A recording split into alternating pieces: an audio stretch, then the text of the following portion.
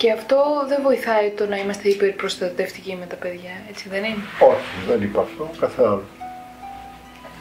Πρέπει να αυτονομηθούν ίσως για να αντέξουν και αργότερα.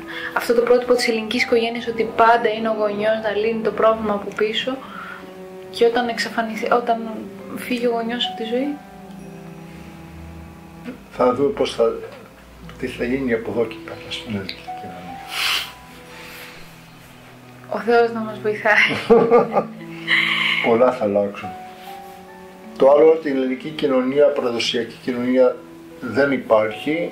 Η παραδοσιακή οικογένεια για μένα έχει φθαρεί και δεν βρήκαμε τίποτα να πάρει τη θέση της. Αυτό είναι το πρόβλημα. Δεν υπάρχει άλλο μοντέλο. Δεν μπορούμε να υιοθετήσουμε αμερικάνικα μοντέλα και γερμανικά μοντέλα. Και για μένα θα χρειαστεί πάλι να γυρίσουμε στις ρίζες μας, αν θέλουμε πραγματικά να επιβιώσουμε και σαν οικογένεια και σαν λαός, να γυρίσουμε πάλι στις ρίζες μας και να πάρουμε τα στοιχεία που υπήρχαν, τα καλά στοιχεία, και να δούμε πώς μπορούμε αυτά να μπουν σε ένα νέο καλούπι, ώστε να φτιάξουμε τις αξίες, το νόημα κάτω από τη ζωή που ζούμε σήμερα. Πώς μπορούμε να τα βιώσουμε αυτά σήμερα. Αν δεν γυρίσουμε σε αυτές τις αξίες και να δούμε πώς να φιλτράρουμε λίγο τι ήταν το καλό, τι ήταν το κακό, πώς μπορεί να τότε η οικογένεια θα έχει δυσκολίες. Το είπα πριν. Πάντοτε η οικογένεια και η σχέση πρέπει να έχει ένα σημείο αναφοράς έξω από αυτήν. Ναι. Η διαδικότητα του ζευγαριού να μην τρώνε, βρε παιδί μου, τον εαυτό τους και ο ένας τον άλλον και τον...